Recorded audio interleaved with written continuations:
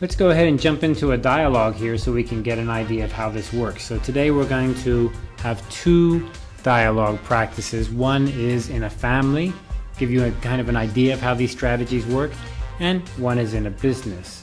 So follow along with me in your textbook. So we have Fred and Jane again. So they're going to decide a strategy for buying a car. So Fred says, this weekend we should go ahead and buy the new car. Now everybody knows buying a car, you have to have a negotiation, right? So let's talk about this. Jane says, you mean the one we saw at the Toyota car dealer? And Fred says, yes. I have the salesperson's business card here. His name is Bill, but the price is more than we can afford. So remember we talked about price in Unit 2, and the price that the salesperson is asking for is more than Fred is willing to pay. Jane says, we should make an offer that is 20% below the list price. And Fred responds, I don't think Bill, the salesperson, will like that very much. He told me the price was the bottom line, the lowest price possible, right? Jane says, I don't care if he likes it. Every dollar we save on the car, we can use for buying gas. So Jane is very clear. She wants to stick to this price because she can transfer that money to buy something else of value. Fred says, an alternative is, we can buy my brother's car. He told me he's going to replace his car already. And Jane says, he just bought that car last year. He seemed to change cars every year. Fred responds, he even gave me a quote already. Should I offer him 20% less? Now here's a little bit funny, right?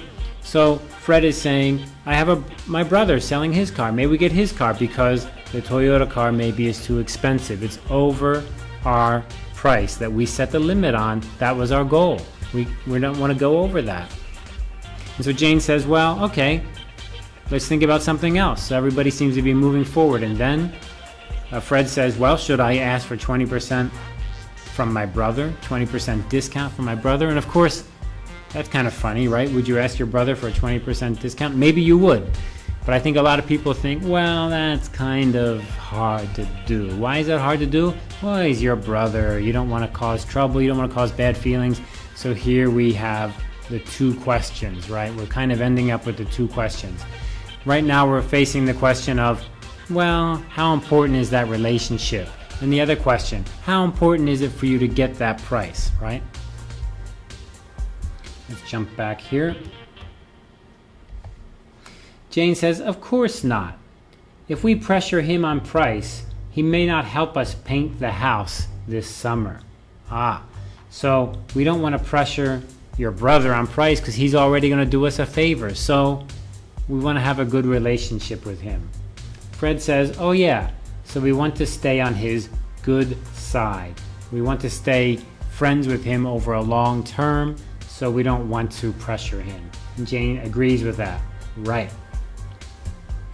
So even though they don't speak about it, they don't talk about it openly, they've basically looked at these two questions. How important is this negotiation now? And we found out that the Toyota dealer, that price is over Fred's goal. And Jane is very clear, you must get 20%, and that's it, she's not going to change. On the other hand, if it's bought from your brother, we buy the car from your brother, well, how important is that relationship? That relationship may be more important, so we may not have to ask for that 20% discount from there also. Now, of course, we don't know the price, we don't know the detail. It's just a general example. Relationships in negotiation can actually be very important to consider. So let's look at a business situation, a business context. And here we have a strategy planning meeting. So this is a meeting before negotiation. We're going to try to think of what is our strategy. So Fred says, now that we have our goals clear, we need to decide on which strategy to emphasize. Remember from unit number 2, Fred was talking about the goal package. So now that we have the goal package clear, we need to think about the strategy. And Bill says, Isn't the strategy always the same? Make the most profit. That's what most people think, right? Just get the lowest you can, lowest price you can, the best deal you can. Fred says, that would be true if we want to compete with the other side or if they just accommodate our demands. I think this deal is very important for Zeno, so they won't just give us what we want. Well, now that's a bit of a long sentence, but what's it trying to say? Fred's trying to say, yeah, right, it's easy to say, just get what you want, right? Just get what you want, that's the strategy. But the problem with that is the other side wants something too. Unless they're just going to give us what we want, unless they're just going to compromise on everything, that strategy is not going to really work too good. So you can say that, I'm just going to get the lowest. But what is the lowest and what does it mean to you? And then it's very complicated. So that's overly simplistic, and Fred says so. Bill says, is there an acceptable alternative? Can we do something else that'll work out? And Fred responds, well, if Zeno Company feels we are making more profit while they are losing money, they may avoid negotiating with us. Remember what we said at the beginning of this class, and that is, to have a negotiation, you really need to have two things. One is something in common. That means something you're working together. In this case, if we're buying from Zeno, Zeno wants to sell, we want to buy, we want to sell their product in the market, we want to make a profit, they want to make a profit. It's something in common. You have to have something different also, so that's number two. Number one, something in common. Number two, something different. But if that difference is too big, then Zeno will just walk away. They'll say it's not worth it. So how do we include them, keep them interested in the negotiation? Not so easy. And Bill says, you mean they will withdraw, just drop out of the negotiation? And Fred says, that is one strategy. On the other hand, if they think they can beat us trying to get the best price, they will compete. So of course we want to keep them in the negotiation. Isn't that good? Bill says, and Fred responds, competing can make it hard to cooperate in the future. That's that relationship thing. We will oppose everything they want, and they will oppose everything we want. Even if we win, Zeno may be very angry over the negotiation. So here we're talking about the relationship.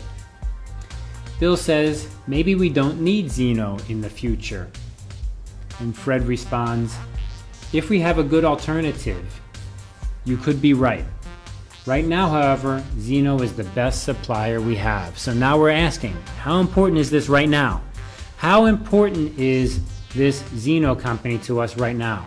Well, if we have other suppliers, like 5 suppliers, and Zeno is just one supplier, we can go ask the other 5 suppliers for a better price. So if we have some other supplier with a better price, well then, we don't need to worry about Zeno being angry at us. We don't care. So we don't need to worry about the relationship. However, if Zeno has something special, like special quality, a special production technique, where they can produce in a very short time, where they give us some kind of special offer, a special opportunity, or they have a product we just cannot buy anywhere else, then maybe we really need Zeno over the long term. And in that case, the relationship is much more important.